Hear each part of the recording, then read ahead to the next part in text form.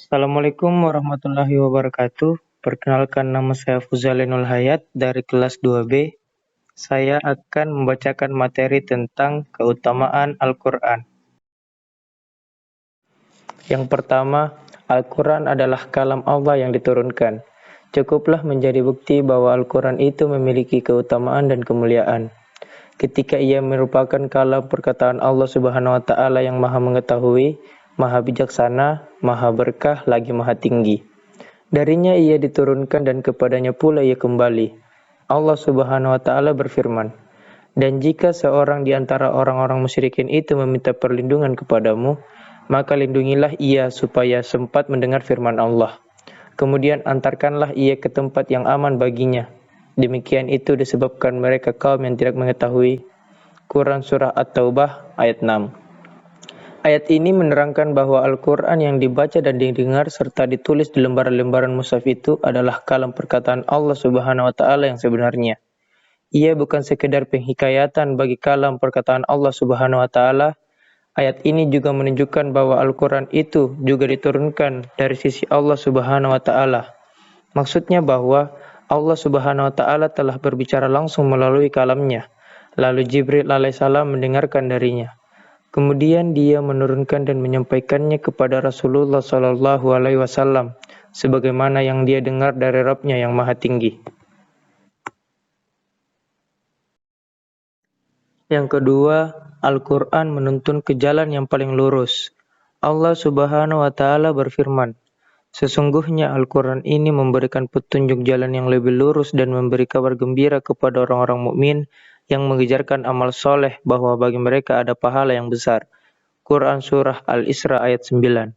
Allah Subhanahu wa Ta'ala menyebutkan pada ayat yang mulia ini bahwa Al-Quran Al-Karim ini merupakan kitab samawi yang teragung, yang menghimpun semua ilmu yang diturunkan paling akhir dari Rabb alam semesta, memberi petunjuk kepada jalan yang lebih lurus. Maksudnya memberi petunjuk jalan yang lebih lurus adalah adil dan benar. Yang ketiga, Al-Quran adalah kitab yang diberkahi. Allah Subhanahu wa Ta'ala menggambarkan kitabnya yang agung sebagai kitab yang diberkahi pada 3 tempat, yaitu 1. Firman Allah Subhanahu wa Ta'ala, "Dan ini adalah kitab yang telah kami turunkan yang diberkahi, membenarkan kitab-kitab yang diturunkan sebelumnya." Quran Surah Al-An'am ayat 92.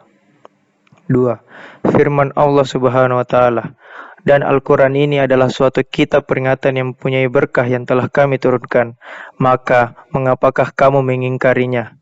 Quran Surah Al-Anbiya ayat 50. Yang ketiga, firman Allah Subhanahu wa Ta'ala, "Ini adalah sebuah kitab yang kami turunkan kepadamu, penuh dengan berkah supaya mereka memperhatikan ayat-ayatnya dan supaya mendapat pelajaran orang-orang yang mempunyai pikiran." Quran Surah Syad ayat 29. Berkah artinya konsisten dan stabil dalam kebaikan, berlimpah ruah, dan selalu bertambah kebajikannya, dan itulah kondisi Al-Quran Al-Karim. Oleh karena itu, Al-Quran diberkahi sejak dari sumbernya, karena ia merupakan kalam Allah Subhanahu wa Ta'ala, diberkahi dari penyampaian Jibril alaihissalam, dan diberkahi ketika sampai di tujuannya, dada Rasulullah Sallallahu Alaihi Wasallam, serta diberkahi pada ukuran dan isinya. Keutamaan lain dari Al-Quran. 1. Al-Quran adalah cahaya. Cahaya yang akan menerangi perjalanan hidup seorang hamba dan menuntunnya menuju keselamatan adalah cahaya Al-Quran dan cahaya iman.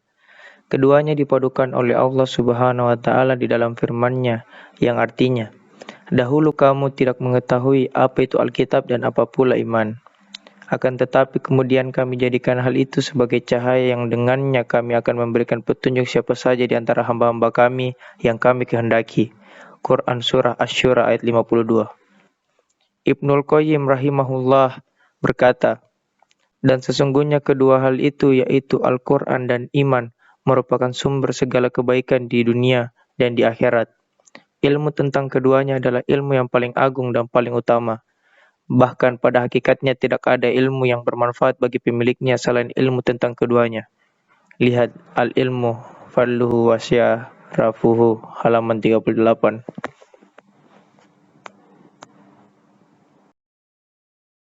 Yang kedua, Al-Quran rahmat dan obat.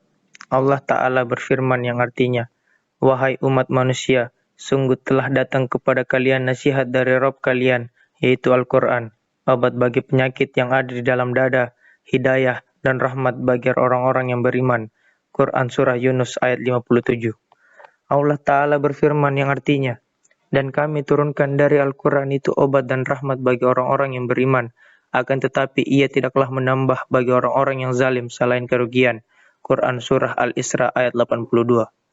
Syekh As-Sadi rahimahullah berkata, sesungguhnya Al-Quran itu mengandung ilmu yang sangat meyakinkan dan dengannya akan lenyap segala kerancuan dan kebodohan. Ia juga mengandung nasihat dan peringatan yang dengannya akan lenyap segala keinginan untuk menyelisih perintah Allah. Ia juga mengandung obat bagi tubuh atas derita dan penyakit yang menimpanya. Ketiga, Al-Quran dan perniagaan yang tidak akan merugi. Allah Ta'ala berfirman yang artinya, sesungguhnya orang-orang yang membaca kitab Allah dan mendirikan sholat serta menginfakkan sebagian rezeki yang kami berikan kepada mereka secara sembunyi-sembunyi maupun terang-terangan. Mereka berharap akan suatu perniagaan yang tidak akan merugi, supaya Allah sempurnakan balasan untuk mereka dan Allah tambahkan keutamaannya kepada mereka.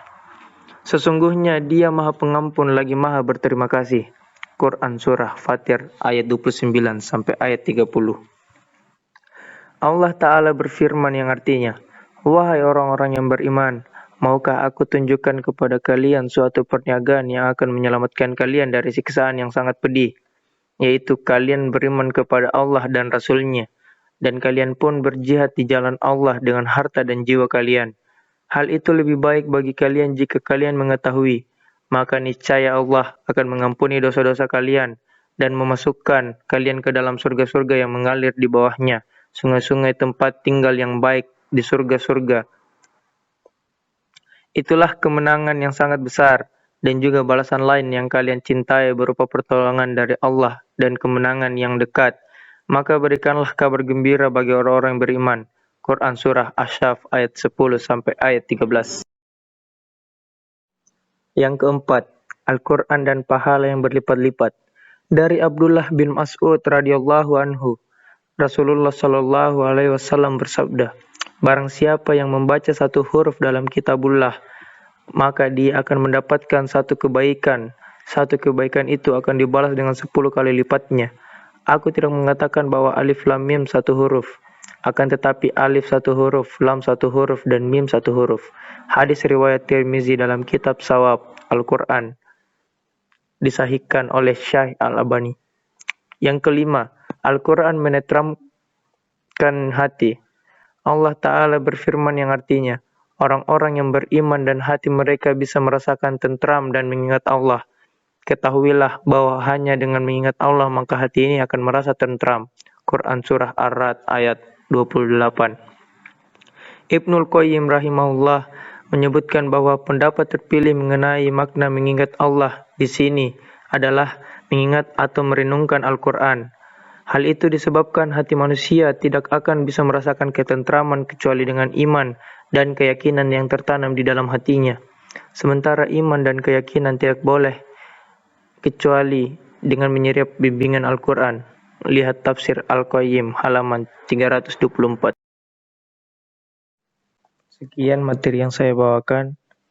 Lebih dan kurangnya mohon dimaafkan. Wabillahi taufiq wal hidayah. Wassalamualaikum warahmatullahi wabarakatuh.